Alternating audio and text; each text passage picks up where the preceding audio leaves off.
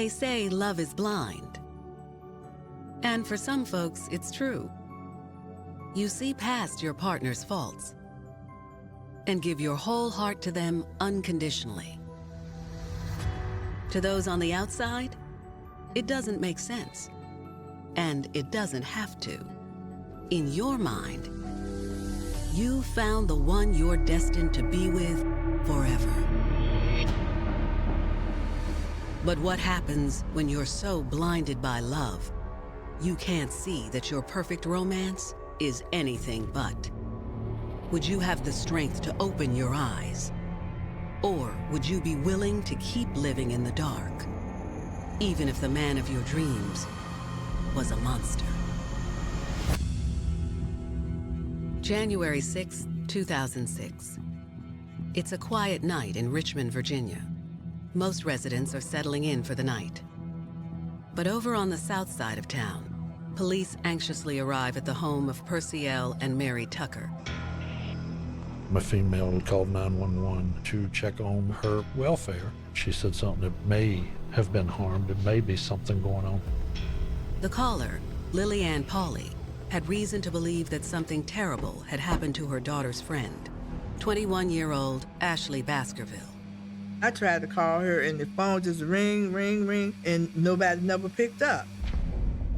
Officers enter the home through the unlocked front door. The first thing we could see was one individual laying in the floor of the living room. Detectives presume the man is Ashley's stepfather, Perciel, but they never expected to find him or anyone else like this. Mr. Tucker was bound with what looked like duct tape. He had some plastic sheathing around his face. He was covered in blood, stabbed multiple times, slashed multiple times. But the dead body of Perciel Tucker isn't the only horrific discovery officers make that night. We discovered Miss Tucker laying on her back. Like her husband, Mary Tucker's hands and feet are bound. Her head is wrapped in plastic. She's also stabbed, slashed, assaulted. This is one of the most heinous crimes we've seen in a house. Ashley's parents have been slaughtered in her childhood home. And now there are more questions than answers. But most importantly, where's Ashley Baskerville? The answer to that question would unearth a tragic tale of a young woman who was looking for love in all the wrong places. 21-year-old Ashley Baskerville grew up in a loving home with her mother and stepfather, Mary and Perciel. Her mom, Mary, was kind of the go-to-church every Sunday kind of woman. Perciel, her stepfather, who basically raised her, was a retired guy, just an all-American kind of guy. Ashley had a great foundation with a stable mom and stepfather in the home. With devoted parents who showered her with love and affection, Ashley's life was full of promise. She always smiled. She was just fun to be around. She was real sweet and loving. But despite her strong family values, in high school, Ashley began to act out. They really started struggling with her and behavioral issues. She was running with a bad crowd. She always was a follower. Anything anybody tell her, she believed it, she'd go along with it. She just was that way.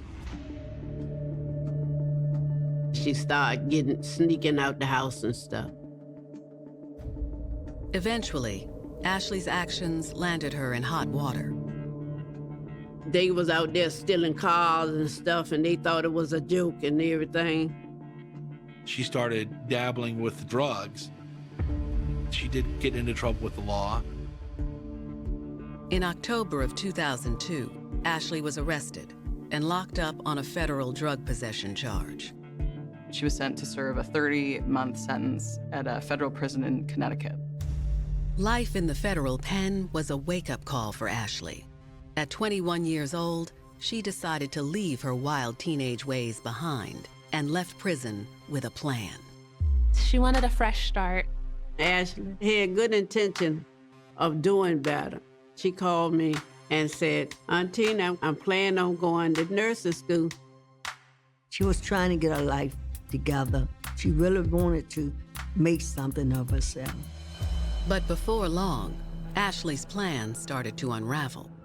It started when her friend Ray Dandridge introduced her to his handsome uncle, Ricky Gray. At some point, she began dating Ricky Gray. I think the two of them saw something in each other. They recognized they filled a void for each other, and they were kindred spirits. The only problem? Like Ashley, Ricky had a criminal record. Ricky Gray served a prison sentence for robbery and firearms charges. But unlike Ashley, Ricky and Ray had no plans to start walking the straight and narrow. Ricky and Ray, they committed some crimes together and were both convicted and served time for those. Some people opined that Ricky was the leader, and when Ray was on the street without Ricky, he didn't get in trouble. But when he was with Ricky, he got in trouble.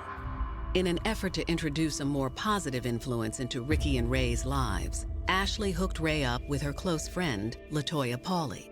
Ashley had called my daughter, LaToya, and asked her, I got two friends of mine that want to take us out. They've become a clique. They formed their own little group. As the two couples bonded, Ashley became all-consumed by Ricky. Ricky Gray, he was at least 6 foot tall, very muscular, a big guy. He had a certain charm to him. They were very close-knit around each other almost 24 hours a day. Just a month into the relationship, Ashley and Ricky started making plans and talking about till death do us part. Ashley was head over heels and hoped she'd found a love just like her parents, who'd been together for decades. But life had other plans for Ashley Baskerville. On January 6, 2006, police discovered the bound and battered bodies of her mom and stepdad inside their home in South Richmond. They are still looking for the couple's daughter, Ashley, when an officer spots something down a dark hallway. We went to the far back of the house. Working homicide, you get used to seeing the bodies, but this was shocking. January 6, 2006. Richmond police have discovered Perciel and Mary Tucker viciously murdered, bound, stabbed, and suffocated in their own home. Police are still searching for the couple's daughter, Ashley. In the far back of the house, laying on the bed in the bedroom, I see another body on the bed. We found Ashley. Ashley has suffered the same fate as her parents. You can see the same type of scenario where she's bound, plastic bag that was over her head.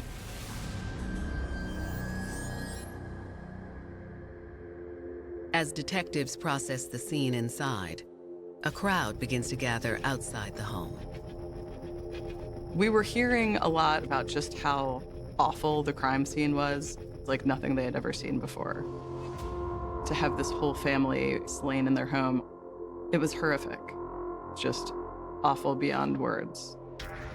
My older sister called me, and she said, they found Mary now. And when she told me that, I threw the phone on the floor. It was very, very, very hard. My heart just dropped out of my body. I just could not believe it. Nobody knew exactly what was going on, so it was scary. It was the type of crime that people are afraid of. Everything as far as emotions, I have to put in the back of my mind, and you basically kick into, I've got to figure out who did this and why. Detectives are quick to ascertain that one of the Tuckers' vehicles is missing. So I entered the vehicle in the NCIC visa and stolen and taken in triple homicide. If the vehicle is stopped by law enforcement, the system will alert officers to its connection in the grisly crime. Meanwhile, detectives search the residence for signs of a possible motive. We believe it's more of a robbery going very bad. 3 people were found bound, duct taped, plastic bags, throat slit, inside this home.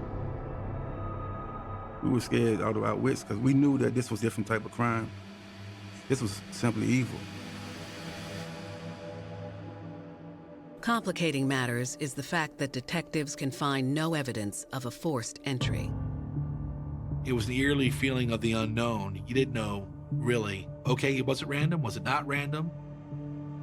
There was a lot of panic and unrest in the community because we knew that the people who had killed this family were still at large. Investigators need to learn more about Ashley and her parents to move forward. The next morning, detectives reconvene at the medical examiner's office, hoping the autopsies of their 3 victims will uncover more clues about their gruesome deaths. The parents had plastic or saran wrap around their heads and faces. They were suffocating while they were laying there. And the same thing happened with Ashley, where she was also wrapped in this plastic around her head. The medical examiner estimated that it took about 5 to 7 minutes for them to actually die from the suffocation. The coroner determines that the official cause of death for both of Ashley's parents is asphyxiation. But she also notes Perciel and Mary each suffered dozens of superficial stab wounds. I think it takes a very different type of killer to shoot someone from afar versus killing them in a very meticulous and hostile sort of way where the victim doesn't die right away. Due to the personal nature of the violence, they thought it was someone who had a personal grudge. But what the coroner finds next takes the case in a totally unexpected direction. When Ashley Baskerville's body was found, she had a wedding ring. She was wearing it around her neck, so obviously it meant something to her. Detectives know Ashley isn't married. So whose ring is it?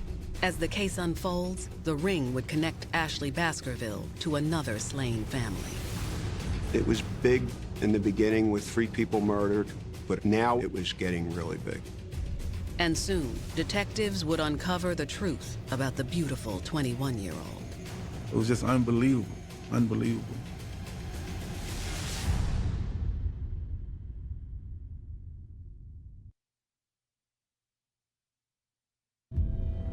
Police in Richmond, Virginia are investigating the brutal triple homicide of Ashley Baskerville and her parents.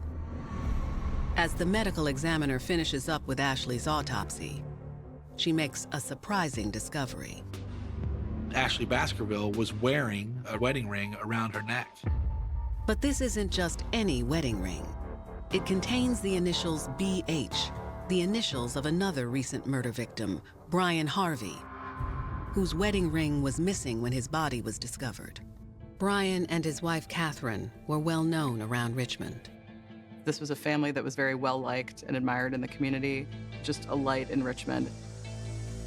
They enjoyed a lot of respect and affection in their world.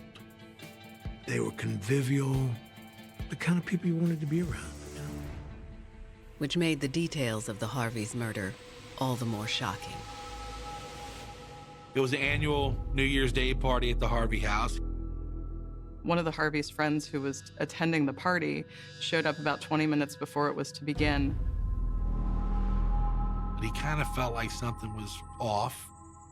And when he went to go in, that's when he smelled smoke and called 911. Firefighters arrive on scene as the Harvey's friend watches in horror. They quickly make their way to the basement, where the fire seems to have originated. When the firefighters got down there, conditions were such that they could really see much. They found people. It wasn't until then they realized that it was something much worse. This family of 4 had been killed. They had been beaten up, choked, and left for death. When the perpetrator left the Harvey home, they stole 2 laptop computers and Brian Harvey's wedding band. as violent as it was. How do you make sense of this? Less than a week later, the horrific murder of the Harvey family of 4 is compounded by the triple homicide of Ashley Baskerville and her parents, and the stolen wedding ring that now binds the 2 cases together. So basically, you had a violent home invasion and the murder of 7 people, all within the first 6 days of 2006. In an effort to understand the connection between Ashley Baskerville and Brian Harvey, investigators turned to Lillian Pauley, who'd initially called police the night Ashley and her parents were discovered. My daughter, Toya, met Ashley when they were teens. Lillian says the girls lost touch for several years, but reconnected just weeks before Ashley's death. Ashley didn't have a wide support system of friends, and they became very close very quickly. It wasn't long after Toya and Ashley got together when Ashley stayed at my house. Ashley arrived on New Year's Day, and she wasn't alone. She brought her boyfriend, Ricky, and his nephew, Ray. Lillian explains she wasn't thrilled with her unexpected house guests, but the 2 young men seemed eager to win her over. They came out and helped me with my bags, and, oh, you're a nice lady. You shouldn't be toting no bags in the house. They gave her a plate of cookies, chocolate chip cookies. I said, where did you get them from? My daughter said, they said they brought them from somebody off the street. I knew something was wrong, but I didn't know what it was, you know. Lillian tells investigators that she tried to be hospitable. Toya had told Ricky that, my mama makes some good sweet potato pies. I'm gonna get her to make you one. I fixed the sweet potato pie and took it out the oven. And Ricky said, put it back in, it ain't brown enough. It was very disrespectful, cursing, very demanding, that type of thing. I looked at him like he was crazy and left it right there. Went upstairs in my room. Lillian says the incident with the sweet potato pie was nothing compared to the conversation she later overheard between Ricky and Ray. They said they wanted to ride around to see if they could find some people to rob. What was on their mind was robbery, and that's how they were going to make their living. Lillian says her daughter LaToya seemed to want no part of the plan, but Ashley, well, that was a different story. Most people would run from that situation. I actually didn't. Lillian decided she had to know what else the trio was hiding. Ricky and Ray and Ashley, they had this big duffel bag. And I looked in the bag, and the only thing I saw was hammers and drills and tools, stuff like that. This is a robbery kit. That's what we're dealing with here. This is something they do on a regular basis, rob people. I stayed in my room, and I kept telling Toya, you gotta get these people out here. I don't feel comfortable in here with them in here. She told me, you can't be scared. You can't act like you know what's going on. We can't call the police.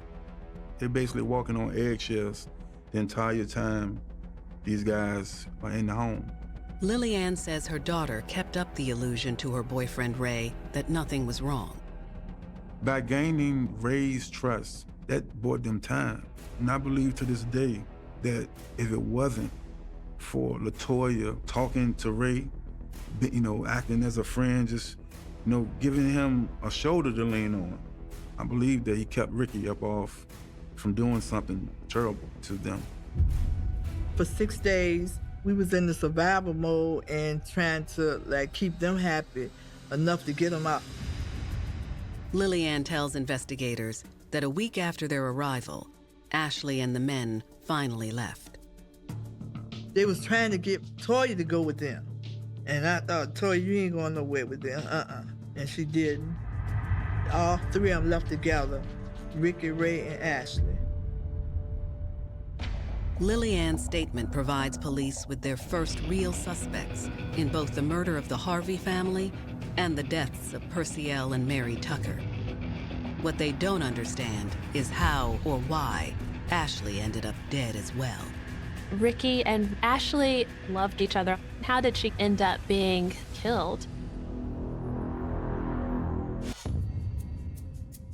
Most of the murders in the city of Richmond are street shootings. They're usually drug-related. These were very different. These involved bludgeoning. These involved stabbing and suffocation. These were not your average city of Richmond homicides. I still occasionally have nightmares about it. It's just so profoundly sad.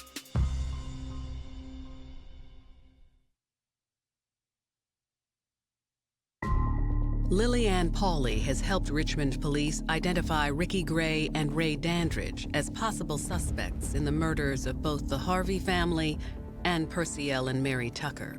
But the question remains, how did Ricky's girlfriend, Ashley Baskerville, end up dead? And did the love of Ashley's life end up taking it as well? When they found her, Brian Harvey's ring was on her neck. You just had that sense these crimes were connected.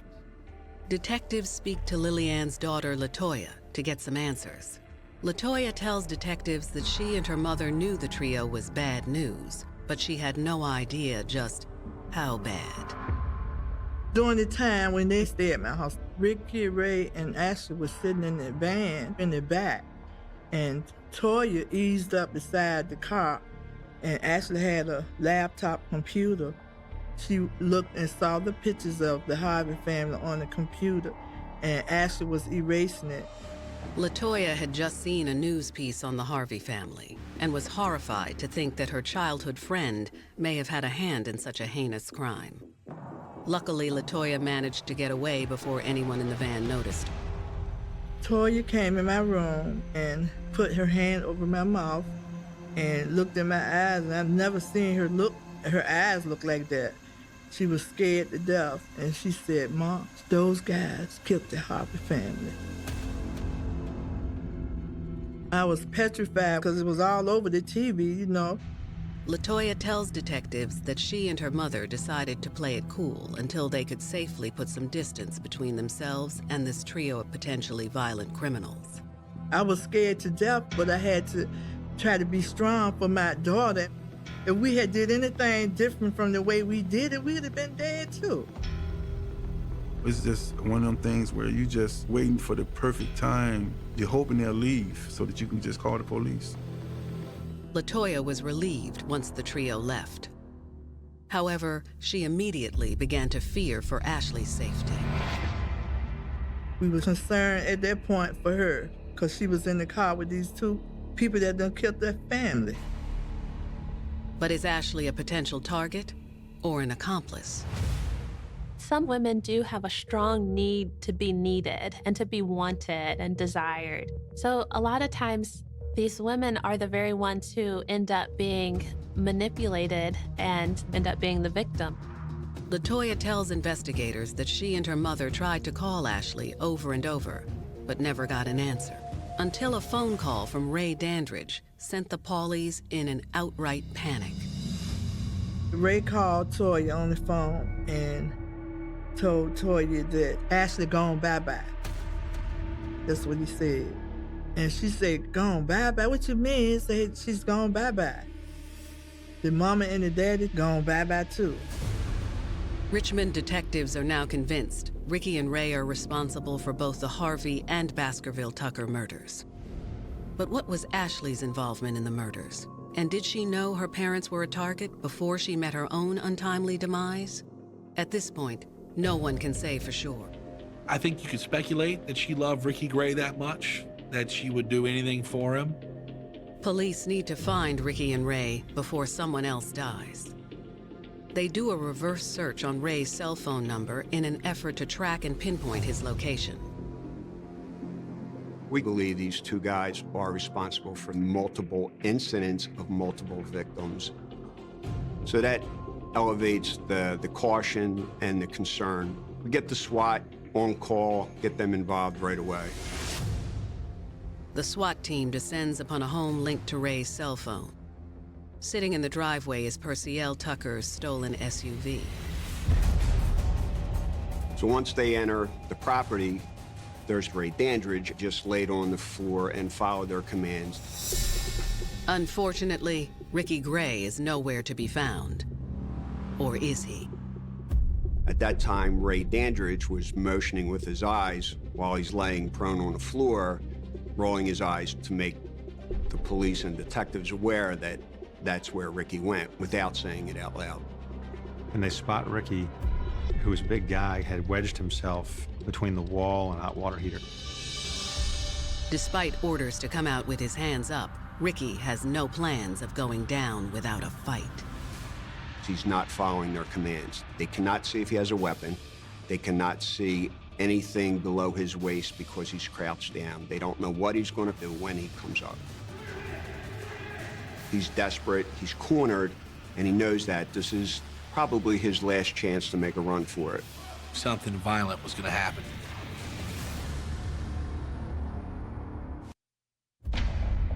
Police have just located Ray Dandridge and Ricky Gray, who are both wanted in connection with the murders of 2 families in Richmond, Virginia.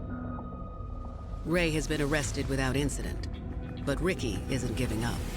He's not obeying, telling him to come out, let me see your hands, and he's just not doing it. So the SWAT officer is being more concerned that Ricky Gray is not adhering to their commands. But then he begins to come out from his hiding spot, and he's got in his hand a power drill. To avoid incident, officers tackle Ricky.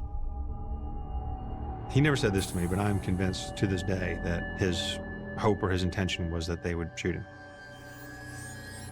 With both men safely in custody, they're transported back to the station for questioning.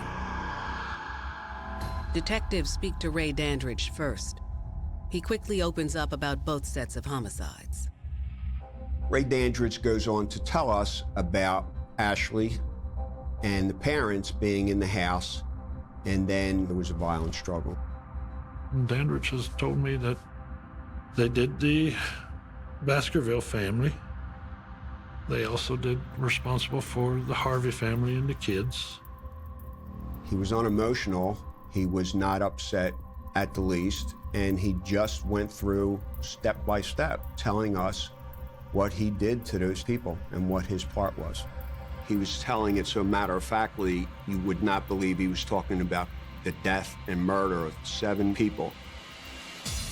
When Ricky Gray finds out Ray Dandridge is talking, he insists on telling his version of events. He said, well, what is Ray telling you? Is he telling you the truth? And I said, well, Ray's telling me the truth according to Ray. I said, but that's all I know. And he said, will you hear my side of the story? And I said, yes, I will. Ricky confessed to being high on PCP the day of the murders. They all came down from Northern Virginia area with robbery on their mind. Ricky says the trio drove around in his van on the morning of January 1st with their eyes peeled for potential homes to rob. He says it was then that Ashley offered up the Harvey home as the perfect target. Ashley Baskerville used to babysit for the Harveys. The reason she didn't babysit anymore was because she had got a possession charge, and when they found out about it, they turned around and terminated her and didn't want her around the kids anymore. She had knowledge of the Harvey family and what they had in their residence. According to Ricky, Ashley's intimate knowledge of the Harvey home allowed her to lay out the game plan for robbing them. When they showed up on that street, bingo, there it was. The door was open, Ricky stepped out, checked it, and it was a go. We come to find out during these statements that Ashley was indeed a lookout. She stayed outside and looked out for the police or anyone else. Ricky says Ashley had been itching to play a bigger role in the actual crime. Ashley wanted to be a part of the robbery, but she was told no by Ricky. He said, stay in the car, that's where you belong. She just was not thinking through her decisions. She wasn't thinking about long-term consequences at all. Ricky asserts that while Ashley kept watch, Ricky and Ray entered the Harveys' home. Ricky Gray's confession was just a whole nother level of disturbing. He describes how they talked them into going into the basement. Gray then said he used an extension cord to bind Brian Harvey's hands and feet. The mother was tied up. They tied the daughters up. I'm sure they were full of fear. He was very high, and the next thing he knew, things had gone south quickly. Ricky Gray said, they kept getting up and they was scaring me. I remember seeing the hammer and picking it up. And I don't know who I hit first. I was just hitting them all with the hammer.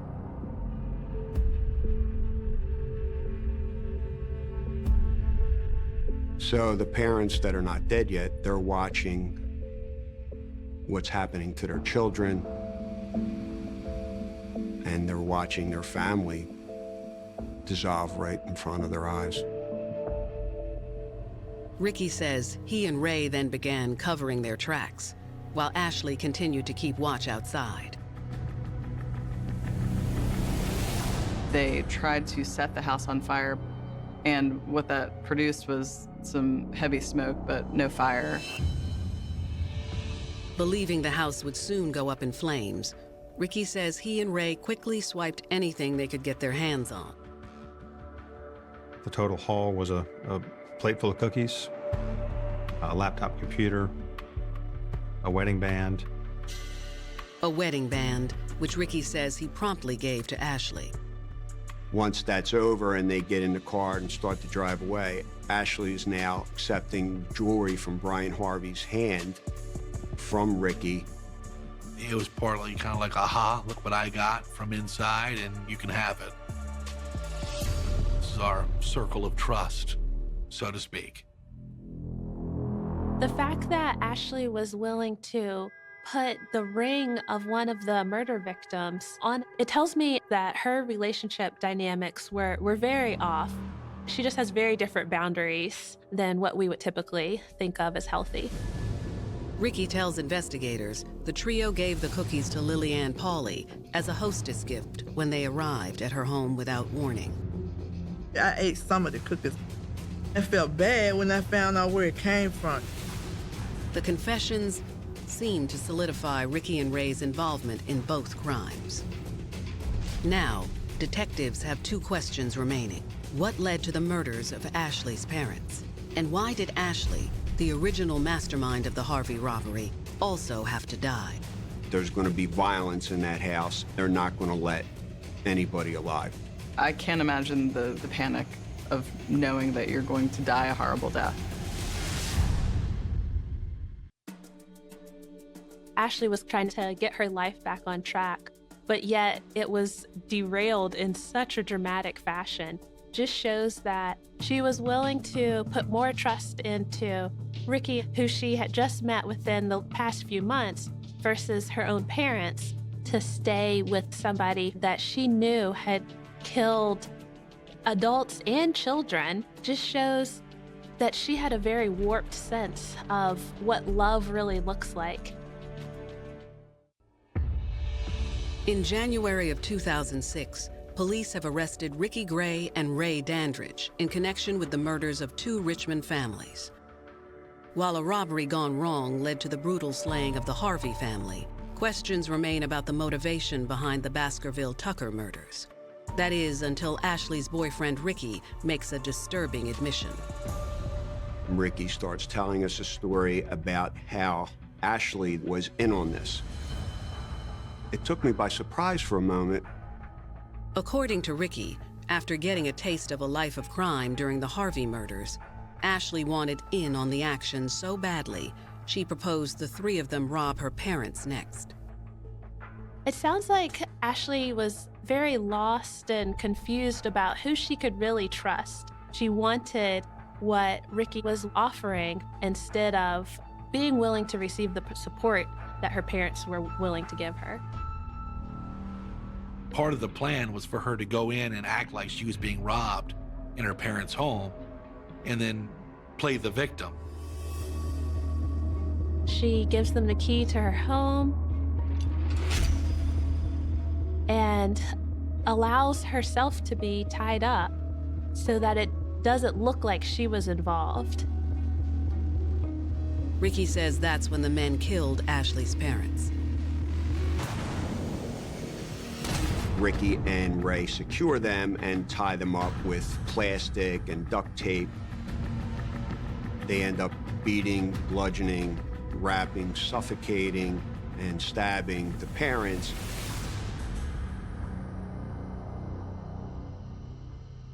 I think from the jump, Ashley's idea was something violent was going to happen to her mom and stepfather. What Ashley didn't know was that Ricky had decided to flip the script. Ashley seems to realize that they're not untying her. Ricky was talking about how wide-eyed Ashley got when they were not untying her. And the look on her face was one of, I'm going to die. Ricky, quite frankly, got tired of her and decided to off her right there. She also had plastic bags placed and secured around her head. It took a few minutes because she was screaming and struggling, but after they started cutting her and subduing her, it didn't take long for her to die. One can only imagine the amount of fear that she would have had at that time, that something that she thought was going to be a robbery had turned so dramatically wrong. Ricky says that once Ashley and her parents were dead, he and Ray stole the keys to her stepdad's SUV and fled to Ray's father's house, where they were hiding out until the moment the SWAT team apprehended them.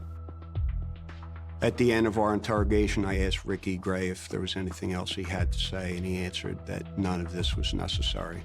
That's probably one of the most truthful statements that he had said to us. None of that was necessary.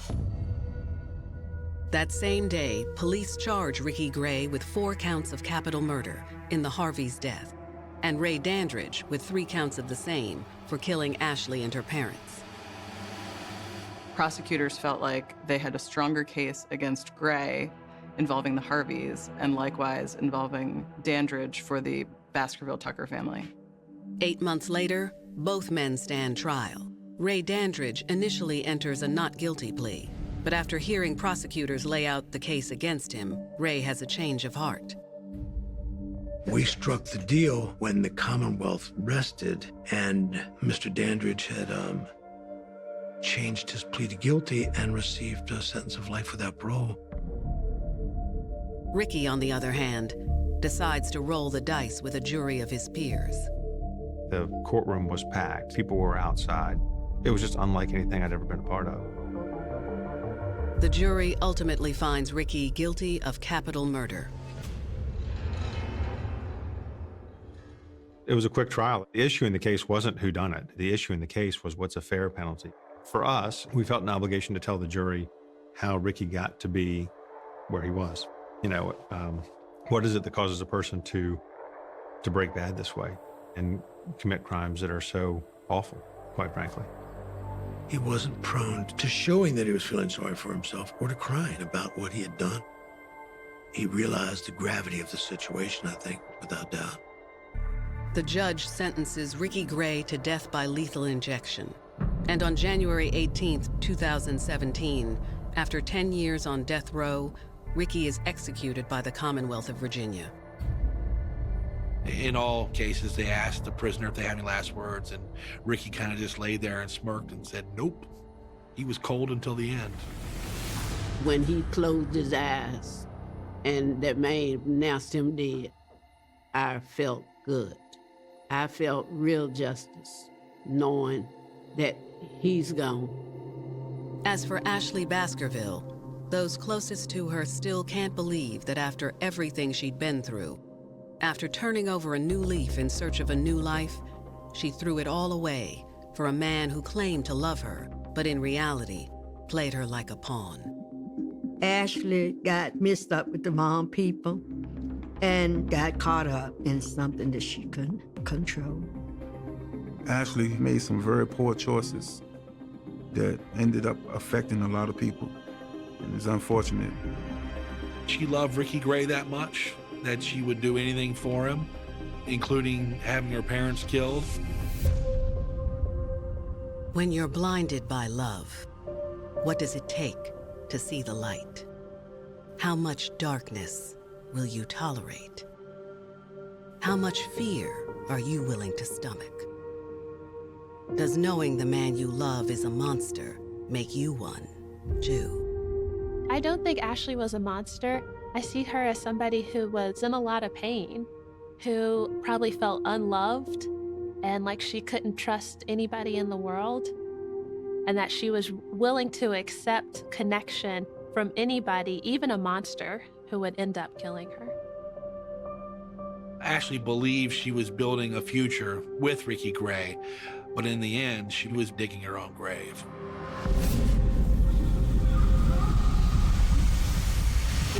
New Orleans police officer Antoinette Frank becomes obsessed with a man on the wrong side of the badge.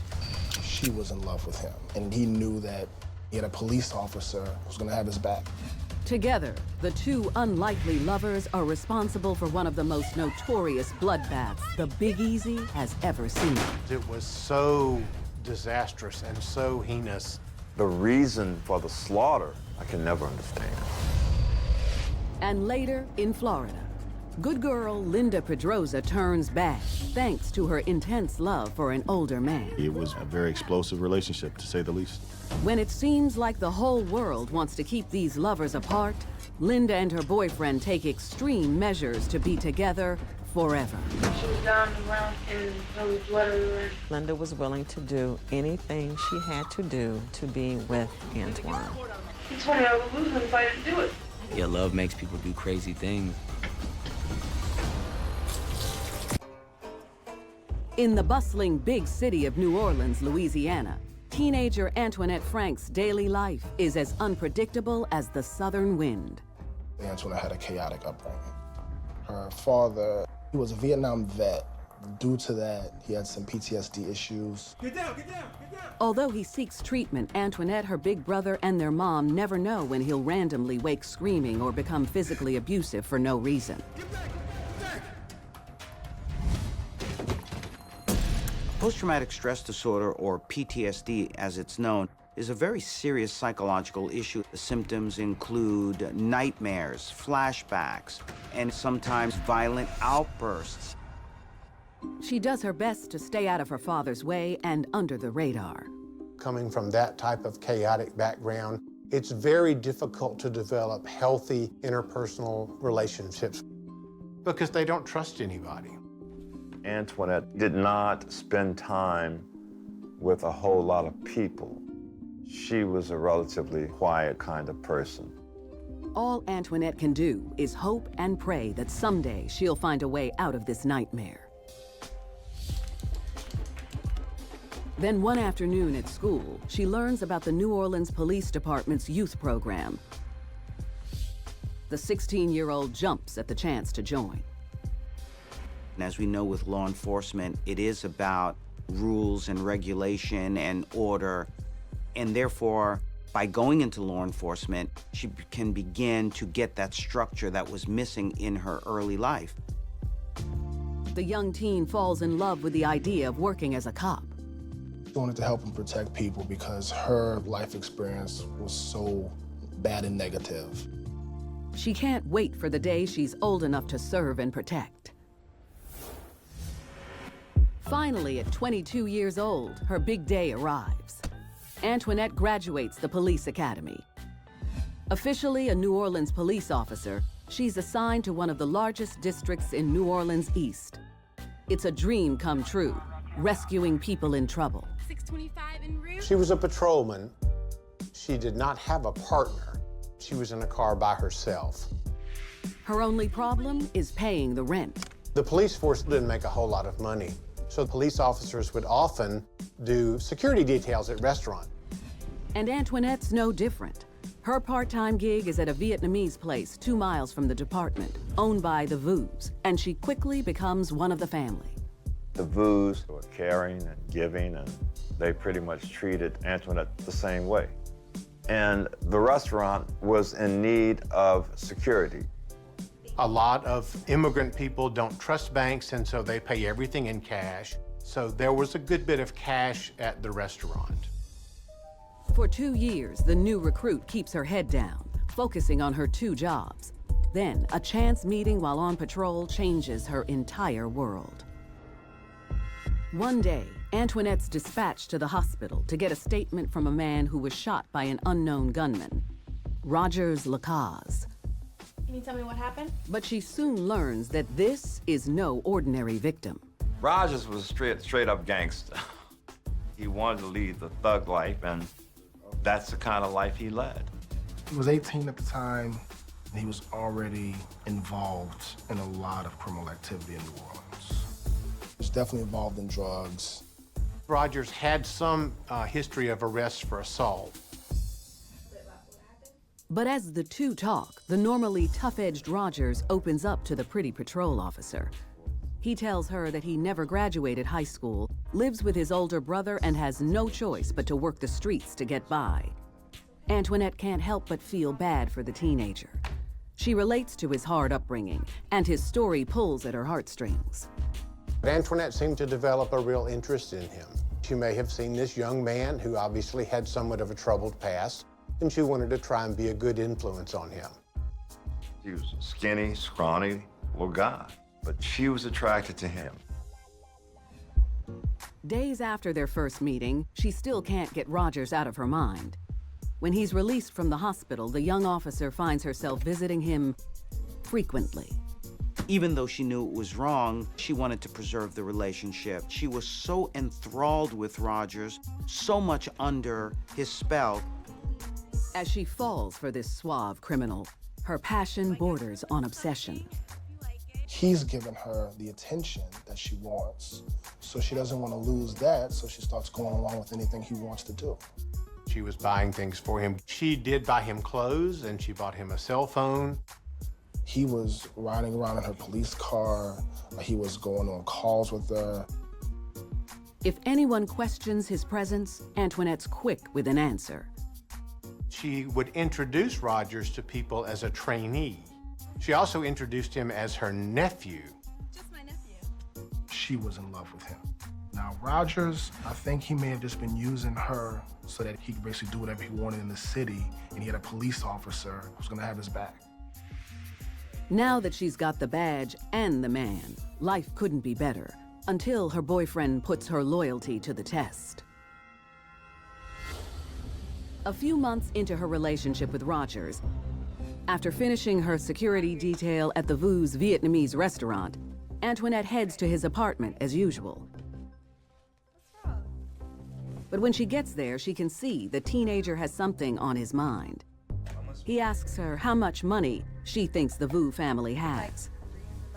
Somehow, Rogers got it in his mind that the Vus had money. And so he became obsessed with getting that money. Rogers says he wants to rob the Vu's restaurant. I think we should just go in there and rob the place. What? But he'll need his girl by his side.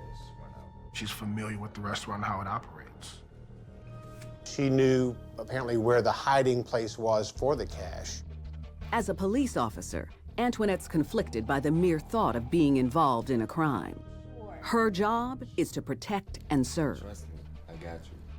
She had already put her career on the line, getting involved with someone who had a shady, perhaps a criminal past. But she also knew that he was going to commit this crime anyway, and so she wanted to perhaps not only save the relationship, but save him from going to jail. Not ready to lose him, she makes a deadly decision. Let's do it. Give us the money! Antoinette was just willing to do whatever it took to keep Rogers happy. That's pretty much the ultimate betrayal in the police force. In New Orleans, Louisiana, Police officer Antoinette Frank and her gangster boyfriend, Rogers Lacaze, plot to rob the Vietnamese restaurant where she's been working night security for the last 2 years. I think it was a crime of opportunity. Rogers and Antoinette were looking for easy money. She had pretty much access to the restaurant. She can come and go as she pleased. 1 week after the young criminal convinces his cop girlfriend to help with the robbery, the unlikely pair put their plan in motion. Around midnight, the two head to the restaurant in her off-duty car. They grab a table to scope out the place. Working the night shift are 4 siblings from the Vu family who own the restaurant. And tonight's security is being handled by a fellow off-duty police officer, 25-year-old Ronald Williams. I don't think that he and Antoinette were ever partners, but they certainly knew each other from working details at the restaurant. Rogers and Antoinette sat at the table for a while. They ordered. She and Rogers started eating, but then Rogers did not like the food, and so they left. There were words exchanged about who was going to work the detail the next night, and Antoinette was told that her services were not needed, and she was not happy about that. The couple takes off, and 5 minutes later, they pull right back up to the front of the restaurant. Armed with her service revolver, she slowly walks up to the door, while her boyfriend anxiously waits in the car with a 9mm. Peering through the glass, she watches as the Vu siblings close up for the night. The 2 older Vus, they were in the front of the restaurant. She spies the oldest sister, Khan, counting the money, while the other brother, Pin, talks with Officer Williams. The 2 younger ones were already in the kitchen cleaning up. 17-year-old Kwang and his 24-year-old sister, Ha, are completely unaware of the nightmare to come. Antoinette was casing this restaurant and obviously was identifiable to the people who are inside. Suddenly, Khan sees Officer Frank is back and gets a bad feeling. She grabs the cash and disappears into the kitchen.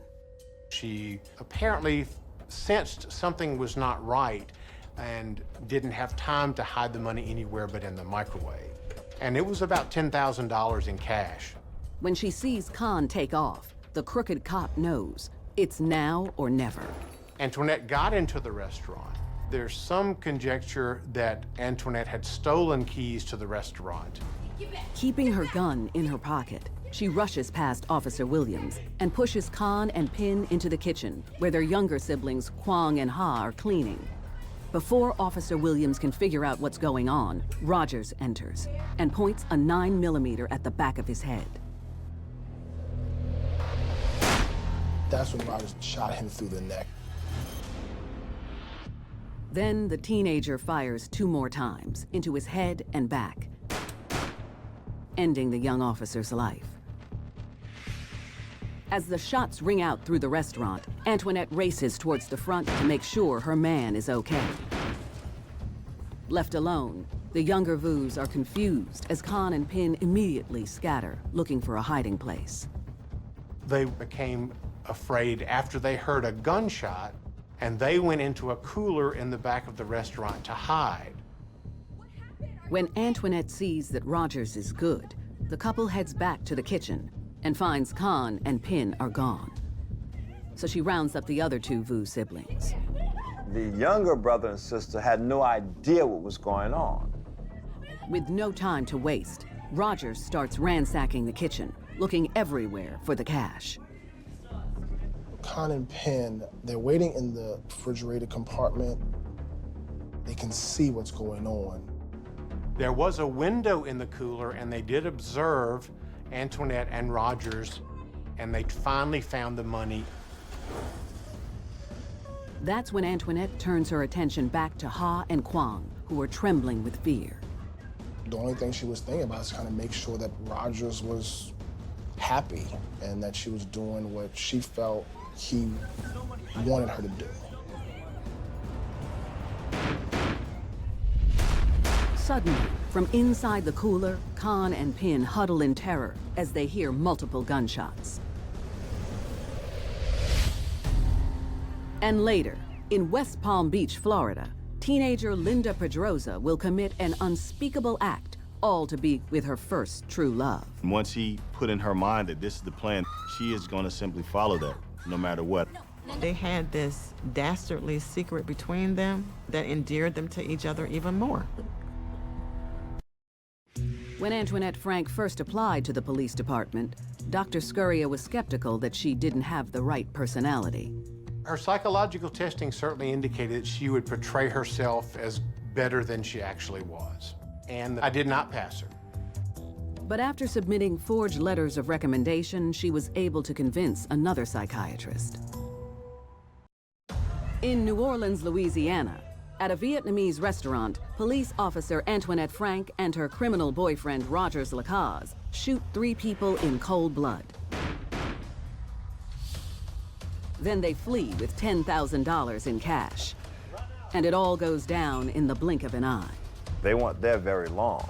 This was quick. This was 4 minutes tops. I've got a plan. I'm gonna fix this. Antoinette's survival instincts kick in. She tells her man not to worry, she'll take care of everything. Antoinette was sworn as a police officer to protect her community, but instead she was so devoted to her boyfriend, he was the only person that she wanted to protect. She left the restaurant with Rogers and took him to Rogers' brother's house and dropped him off there. Then Antoinette hears over the police scanner that the murders have been reported.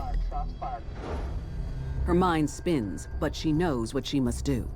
She went back to the scene, eliminate the remaining witnesses. She pulls up to the restaurant. She's too late. Police are already on the scene. Inside the restaurant, the first responders discover the body of Officer Ronald Williams in the dining room. And in the kitchen, in a pool of blood, are Quang and Ha Vu. They had a wound in the back of their head, as well as, I think, 1 or 2 shots in their chest and abdomen. So it appears that they were shot execution style. Antoinette boldly enters the grisly crime scene. She wanted to make it look like that she heard the call over the radio and started asking what happened, what happened, what happened. But she can't keep the charade going for very long. Con Vu appears out of nowhere and blames Antoinette for the crime. The girl looked at her and said, "You know what happened. You were there. You did this." Khan speaks up to tell them that Antoinette was the actual perpetrator of the crimes. It's hard for the officers to believe that, to think that it was another officer that did this. But with an eyewitness fingering their fellow officer as the perp, they have no choice. They arrest Antoinette for murder. Are you okay? Are you hurt? She was brought in for questioning, and that's how they came across Roger Lacaze's name. Antoinette put it all on Rogers. She even said that her life was threatened if she didn't go along with this crime. She admits being at the restaurant with Rogers when he suddenly started shooting and demanding money. She went up to the 2 older Vus and wanted to talk to them, and then Rogers came in and did the shooting of the police officer. Then Rogers made her shoot the 2 other Vus. That's what her statement was. I did it, but Rogers made me do it. I was afraid that he was going to kill me. Her fellow police officers are skeptical.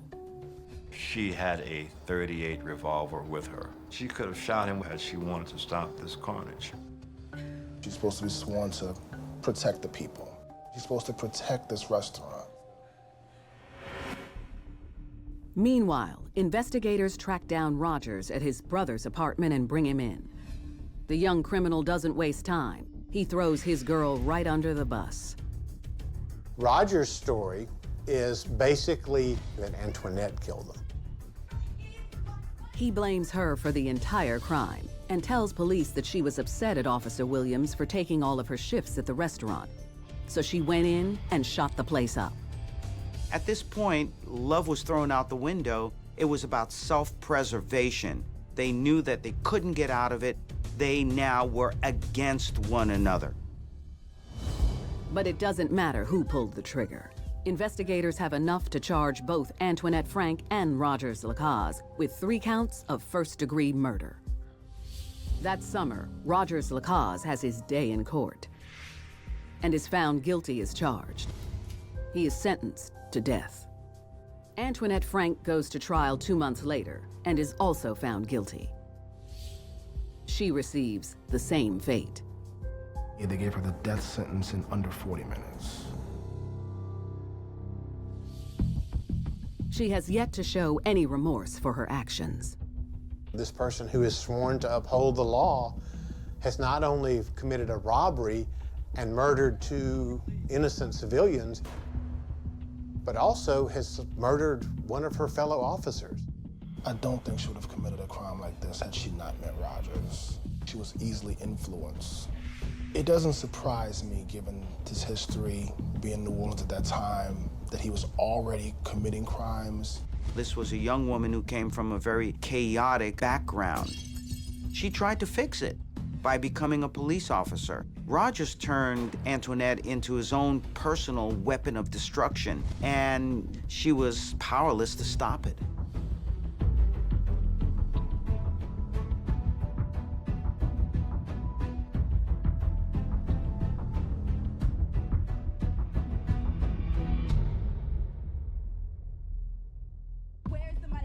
Antoinette Frank let blind love turn her from a protector into a killer. In Florida, Linda Pedroza decides her man trumps everything, even family. Growing up in sunny West Palm Beach, Florida, Linda Pedroza never had the chance to enjoy being a kid. Instead, the big-eyed little girl is forced to act as the glue that holds the marriage between her father, Andres, and her mother, Isabel, together. There was quite a bit of conflict happening in the house between Isabel and Andres. Linda was their only child. Her father, Andres, was a long-time alcoholic. It caused real problems in the household. Amid the chaos, little Linda tries her best to keep busy and bring some normalcy into her life. She did everything she could to create harmony in the home. She would try to interject herself kind of as a peacemaker to kind of get her parents to stop fighting. And I think over time that began to wear on her. By the time she reaches high school, the stress of trying to keep her dysfunctional family together causes her to completely unravel. As she grew more independent, she rebelled. Her grades started to decline. She started acting out. She would do everything her mom didn't want her to do. Drinking, smoking, dating. When you grow up in a home where there is arguing and tension, the children that are part of that home become the collateral damage because they don't have the adequate role models to see what healthy relationships are about. Linda eventually drops out of high school altogether. At just 16, despite her reckless behavior, she starts working at a restaurant in the mall. Even though her alcoholic father is hardly around, her mother makes it her mission to tame her wild daughter. Isabel wanted to maintain some sort of control over the relationship between herself and Linda. And in doing so, she became very overbearing. She was strict because she wanted her daughter to do right. She didn't want her dating. She wasn't allowed to have anyone over. She just would ground her, making her stay in the house or doing chores. Just stay to your room. I don't want to hear about it. This is gonna go. This is horrible. Although her mom might have good intentions, the teenager doesn't see it that way. And soon, the tension between mother and daughter reaches an epic level when Linda falls for a good-looking, charismatic bad boy. Linda was focused on Antoine, period. They weren't gonna let anyone stop them from being together.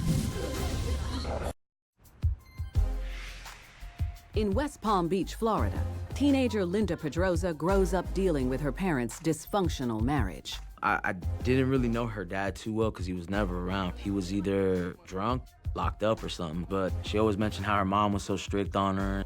And now Linda's lashing out. She actually started to spiral downward as far as drug use, promiscuity, things of that nature.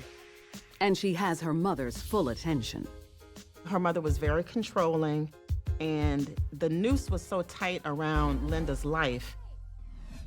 The only place the young teen is not under her mother's thumb is when she's at work. Enter 23-year-old Antoine Wright.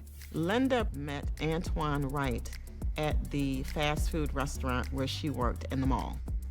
She could sense that he was the bad boy.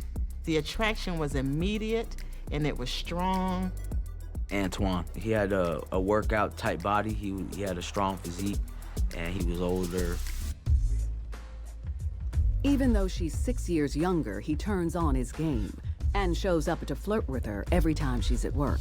Antoine certainly had a moxie about himself. Some people would refer to it as a swag, and it was something that was toxic. It was very attractive to Linda. The two of them spend hours together after her shift, just talking. She confides in him about how harsh her mother is, and he opens up to her about his past. Antoine had been released from prison 3 months prior for an aggravated battery with a gun. But he downplays the charges. I think his background didn't really mean much to her. If he was a criminal or not, I feel like that would have drawn her more to him, actually. I mean, she would have felt like, oh, he's a thug, so he can protect me. And there's something else that draws her to this bad boy. She knew that her mom would not approve of Antoine. So here is somebody that she could really, shall we say, stick it to her mom by dating. He definitely was someone that she would have been, shall we say, prone to gravitate to. But for the next few months, Linda spends every moment she can with her new man, on the sly. Once she started dating Antoine, it was just them two all the time. I never, ever heard of anyone she used to hang out with after that. She certainly saw him as a bad boy, and in some ways, the excitement of that might have been very attractive to her.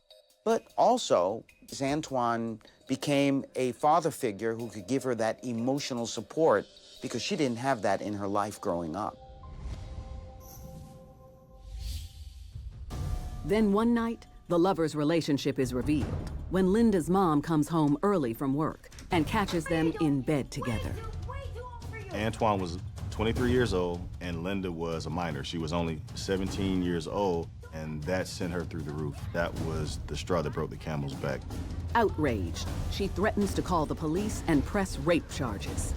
She said, if I catch you with him again, I'm going to have him put in jail. To pacify her mom, Linda swears she'll stop seeing him. I promise I won't see him anymore. But the two lovers won't dare be apart. They both decided to continue to see each other despite what Linda's mother wanted.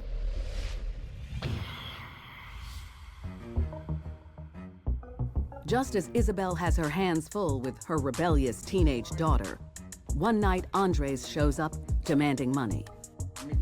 He wanted to go out and drink, and he wanted his wife, Isabel, to give him the money. And she's like, no. When he starts to get violent, Isabel decides enough is enough. And she ended up calling the police, and he was arrested. With her husband behind bars, a few days later, she returns her focus to Linda and learns some disturbing news. Antoine is still in the picture. Neighbors or friends of her mom's would see her out and about, maybe drive by the house or something and see what's going on, and they would tell her mom. She knew that Linda was lying to her. The relationship was really troubled. It really was, and it did not get any better. The more Linda's mother clamped down on her, the closer she got to Antoine. Soon, Linda and Antoine grow tired of sneaking around. They were committed. They loved each other. The only thing standing in the way was Isabel Pedroza. One night, the forbidden couple are stealing some alone time while her mom is at work, when Antoine brings up a solution to their problem. He said, yo, we gotta get rid of your mom. You know what I'm talking about. Because that's the only way we're gonna be together.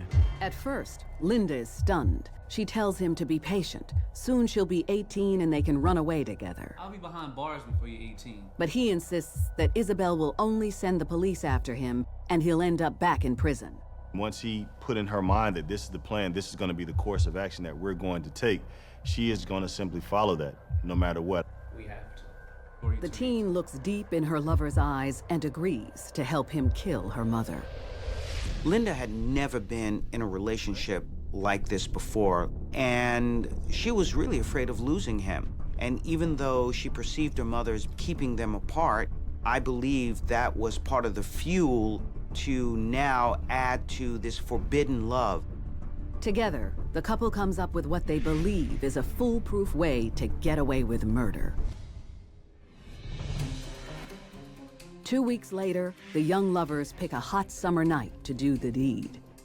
While at Linda's house, they anxiously wait for her mother to come home from work. Around 9 p.m., her car pulls up. And when she got home, they were ready for her. Linda was waiting in the living room, and Antoine was in the bedroom hiding with a frying pan. When her mom made her way to the bedroom, she walked into an ambush.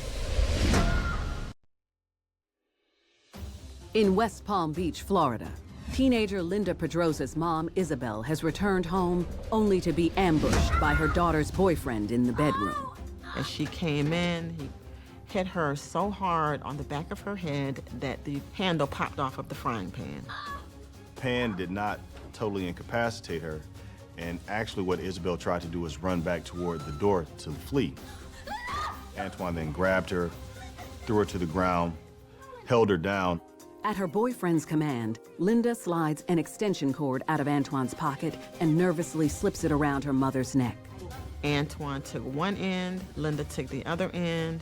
They wrapped it around the mother, and they pulled it tight. For her to get strangled while she's looking at her daughter, and her daughter just watching her die, it's got to be a feeling of betrayal, sadness. After just a few moments, Isabel takes her last breath. I cannot imagine what it was like in that room. I really can't. One can only think that what was fueling that was the intense anger, perhaps even hatred that she had for her mother. At the same time, she was doing this for Antoine. She was completely under his spell.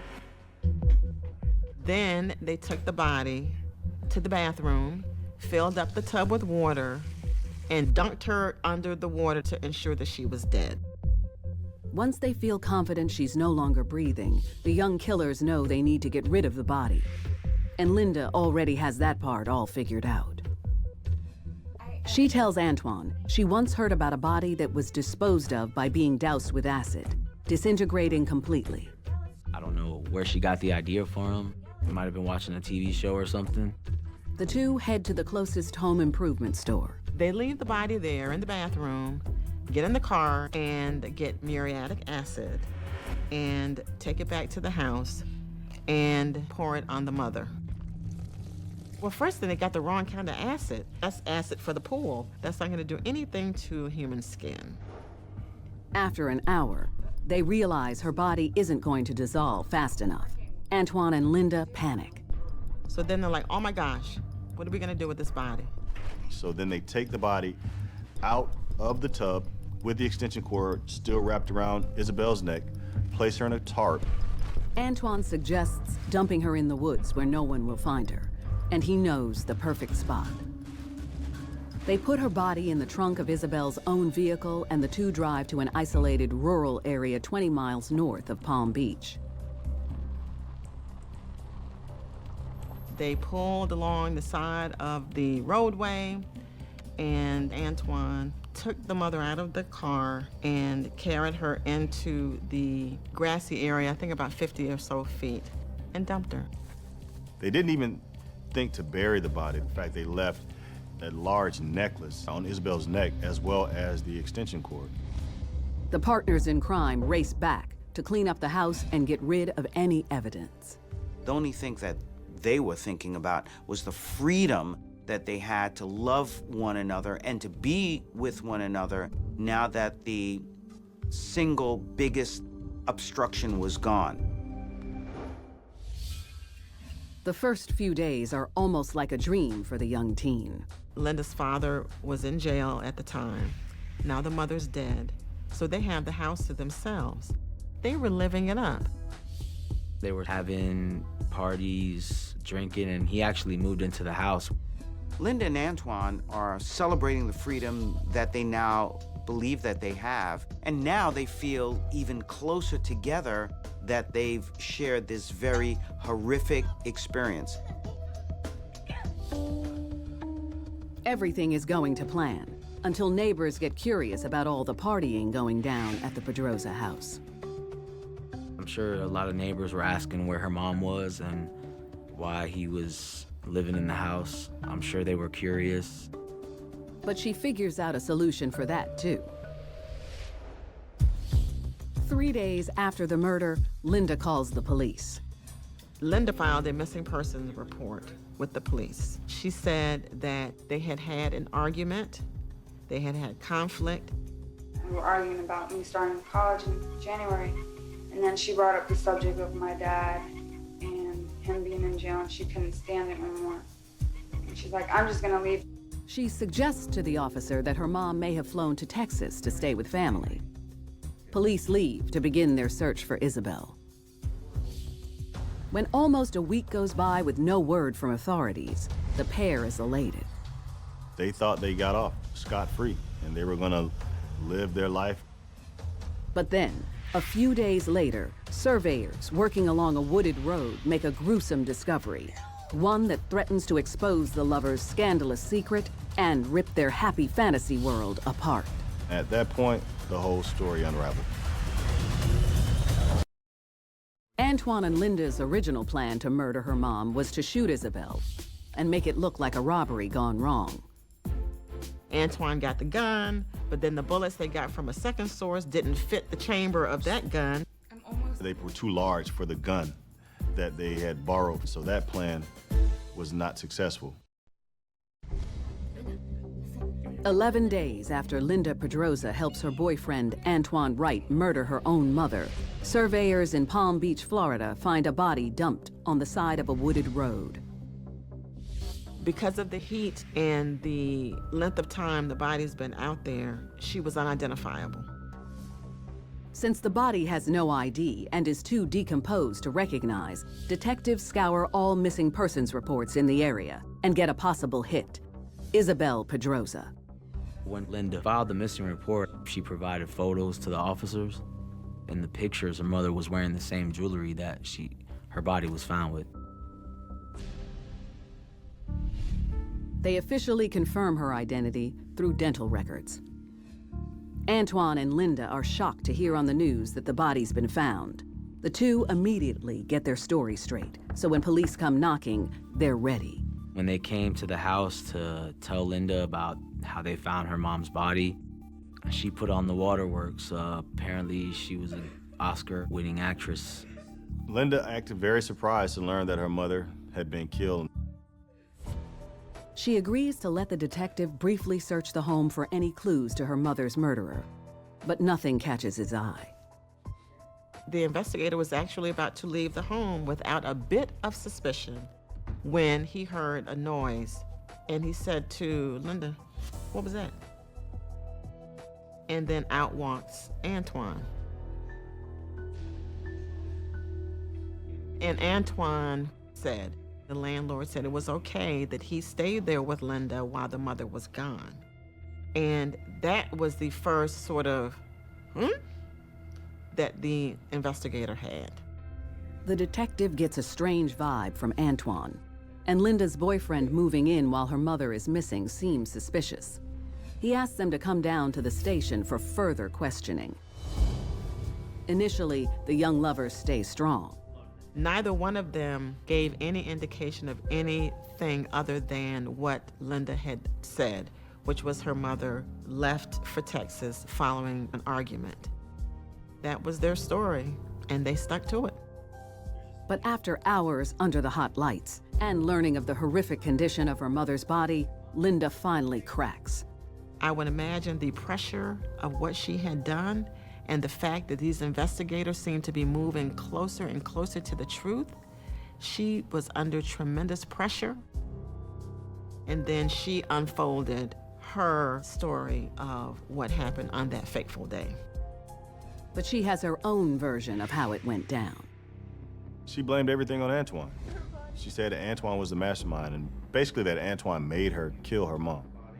Because he always kept telling me it wouldn't last if I waited. And I didn't want to lose him. I really loved him. I swear I love him. I still love him right now. I really love Antoine. That's why I did it. That's why I let him do it.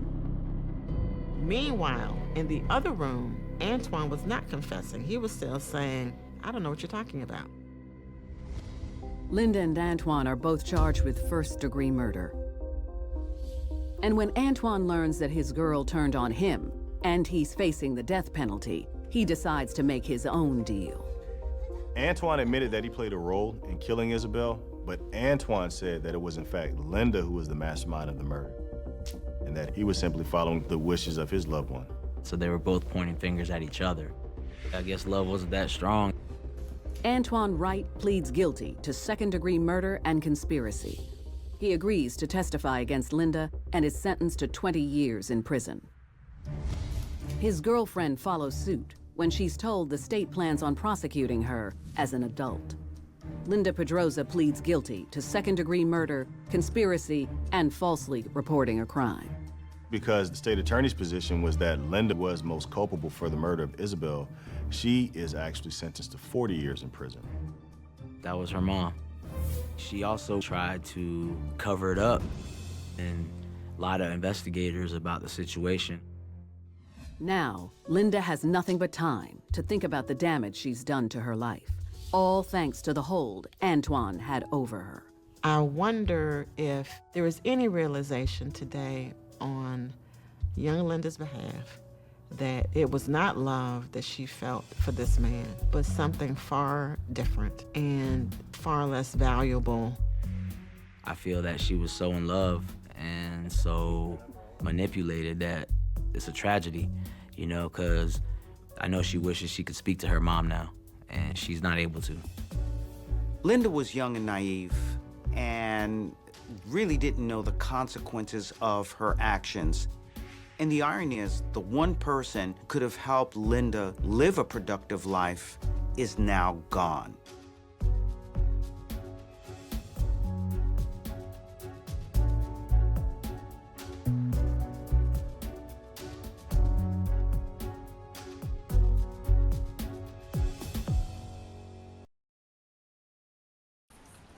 All right, guys, thank you very much for coming today. I have called you for a very special thing. We have an event day after tomorrow, and Khushi, you will make the necessary arrangements. Khushi, Yeah, sure, sir. you seem a bit off today. Everything is good, sir. Don't worry, I will do. All right, I am counting on you. All the very best.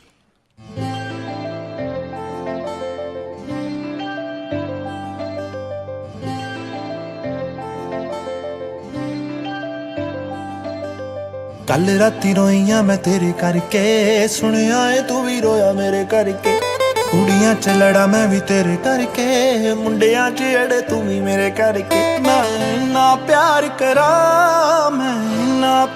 ਕਰਾਂ ਕਿਉਂ ਨਖਰੇ ਦੇ ਦਿਖਾਵੇਂ ਇੰਨਾ ਨਾ ਸਤਾਇਆ ਕਰ ਮੈਨੂੰ ਮੇਰੀ ਜਾਨ ਨਿਕਲ ਨਾ ਜਾਵੇ ਮੈਂ ਜਦ ਵੀ ਕੁਝ ਬੋਲਾਂ ਨਾਮ ਬੁਲਾਂ ਤੇ ਆਵੇ ਨਾ ਨਾ ਨਾ ਨਾ ਨਾ ਨਾ ਨਾ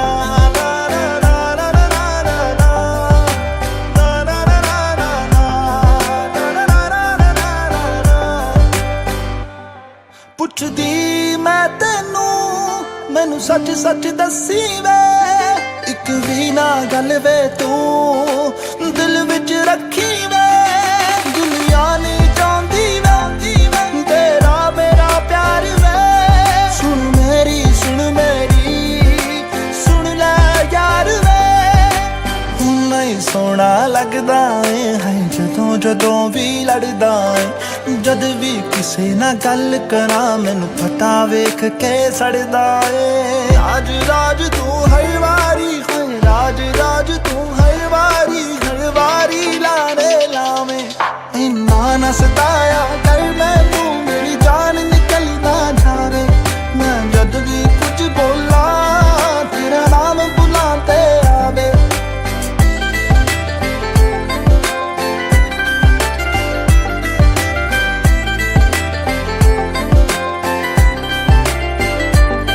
ਸਾਰਾ ਦਿਨ ਬਿਜ਼ੀ ਰਹਿਣਾ ਏ ਤੂੰ ਯਾਰਾਂ ਦੇ ਨਾਲ ਬਹਿਣਾ ਏ ਤੇਰੀ ਦੂਰੀ ਤੇ ਮਜਬੂਰੀ ਦਿਲ ਮੇਰਾ ਏ ਸਹਿੰਦਾ ਏ ਕਿੱਥੇ ਜਾਵਾਂ ना जावा हर एक गल मैं पुछदी आ मैनू कदे मनाउंदा नहीं तू मैं किन्ना रुसदी आ मैनू चंगा लगदा ए मैनू चंगा लगदा ए भावें सिर मेरा तू खावे इन्ना ना सताया कर मैनू मेरी जान निकल ना जावे मैं जद भी कुछ बोला तेरा नाम बुलाते आवे